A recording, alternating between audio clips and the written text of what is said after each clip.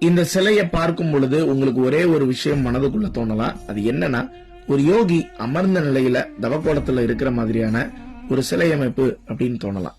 ஆனா இந்த சிலைக்கு அப்படியே நீங்க கொஞ்சம் பின்னாடி போய் பார்க்கும்போதுதான் இந்த சிலையில இருக்கிற ஒரு மிகப்பெரிய அதிசயமே நம்மளால பார்க்க முடியும். இந்த சிலைக்கு நம்ம பின்னாடி போய் பார்க்கிற பட்சத்துல இது எப்படி இருக்கும் அப்படின்னா, ஒரு நந்தியோட உருவம் நமக்கு தெரியும். அதாவது பின்புறம் நந்தியோட அமைப்பும், முன்புக்கம் பாத்தீங்கன்னா ஒரு ஞானியோட ஒரு தவக்கோலத்துல இருக்கிற நிலையும், அதாவது சிவபெருமான் தவ நிலையில இருந்து தன்னோட கையில ஒரு சிவலிங்கத்தை பிடித்தவாறு இருக்கக்கூடிய அமைப்பையும் நம்மளால பார்க்க முடியும்.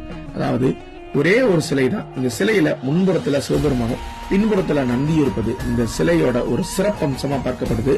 அதே வேளையில இந்த முகத்தை நீங்க உற்று பார்க்கும் வேளையில இதுல நந்தியோட முகமும் தெரியும், அந்த முகத்துக்குள்ள சிவபெருமானோட முகத்தையும் நம்மளால பார்க்க முடியும். வட மத்திய பிரதேசத்தில் இருக்கக்கூடிய பட்டேஸ்வர் கோவில்ல தாங்க இந்த சிலை இருக்குது. சுமார் 1000 முதல் 1300 ஆண்டுகள் பழமையான இந்த சிலை. இதுக்கு முன்னாடி நீங்க இதை பார்த்திருந்தீங்க அப்படின்னா மறக்காம கமெண்ட்ல சொல்லுங்க. இந்த காணொலியை நிறைய பேருக்கு ஷேர் பண்ணி இப்படி ஒரு சிலை இருக்குதுன்னு தெரியப்படுத்துங்க.